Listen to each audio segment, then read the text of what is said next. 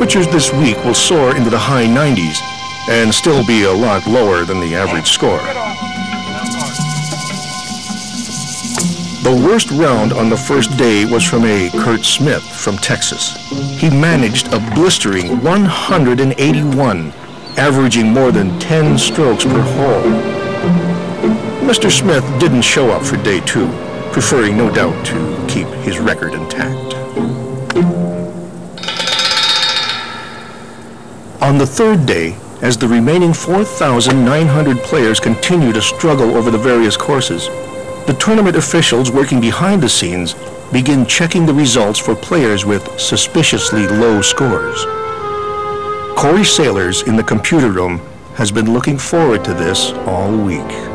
It's handicap adjustment day, so we're catching them. Here comes one right now. I'll get this in. It's flight 37. Anyone shooting seriously lower than their handicap is red flagged to see if perhaps the player has inadvertently, mistakenly, forgetfully entered this competition dishonestly.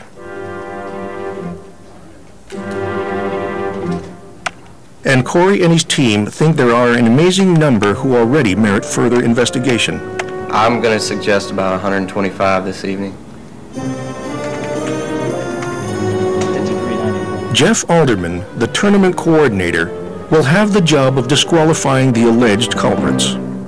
We have players coming in, and after 2 rounds, we research the top 10. Initially, we adjust them on the first round and after the second round, and those that are not, playing to their handicaps even after the adjustments are in the top 10, and we go highlight those players, research them, call their golf courses, look up their handicaps on the internet, whatever we have to do to find out if it's an accurate handicap or not. It's a bit like being hauled in before the school principal after irregularities have been found in your homework. In the parlance of golf, it's called sandbagging, inflating your handicap to gain an unfair advantage. A week before the tournament started, the organizers received a letter accusing one particular player of not reporting all his recent scores.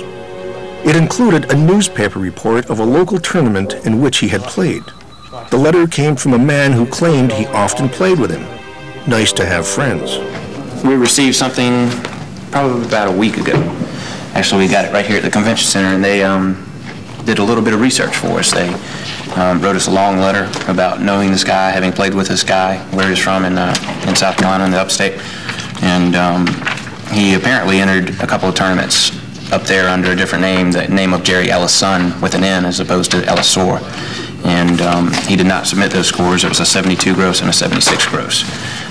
And he clipped the newspaper for us, highlighted it for us, and did it. And he did our work for us, so we appreciate that.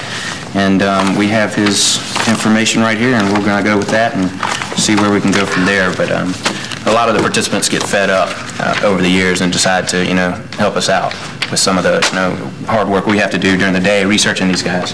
They'll help us out and let us know information that we wouldn't know otherwise. I call it the rat file, because they're rats. But we appreciate it too. And that just came up with that, we don't have to make that official, but And so by day 3, when Jerry Elliser from Spartanburg, South Carolina, seemed to be playing very well, they remembered the letter from his friend and called him in. I was just wondering, Mr. Elliser, did you play in the Spartanburg Amateur this year? Mm-hmm. Well, we found some scores that were not reported on your index, on your handicap card, 73 and 78. And then we had. When was that? Well, this was in July. Had a July 16th right here. I think my latest card is July 1st. All right, we got you in the senior amateur at a 73-78. And we also got you in the just the regular amateur at Spartanburg at a 73-76. And because you didn't report those scores, we're going to have to make you ineligible for top 10 prizes this year. Well, I'm going to be penalized because the pro didn't send in the scores. No, sir, you're going to be penalized because we were not aware of how well you were shooting, and you were. Mr. Elliser claimed his local pro had neglected to send in the scores, which would have lowered his handicap, and he wasn't exactly ready to simply volunteer the information. What could I tell him? Well, of course, he said I should come up here and say, hey, I'm playing a heck of a lot better now, you know, come cut my handicap. So, I didn't do it. First time I ever played in this tournament. Some cry, some don't care, some get very angry. Sometimes we have to call security to protect us. It's a whole gamut. A lot of them cry. By the end of Sandbagging Wednesday, more than 50 golfers will have been disqualified for handicap and rules violations. Those still in the hunt will continue to spend on booze and meals, hotels, and golf.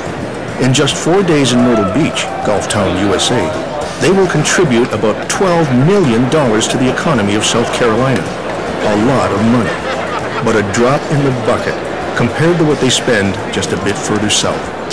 For here at the PGA Merchandising Show in Orlando is a cornucopia of golfing capitalism. A 4-day extravaganza of buying and selling all the things you need to take part in this ridiculous obsession.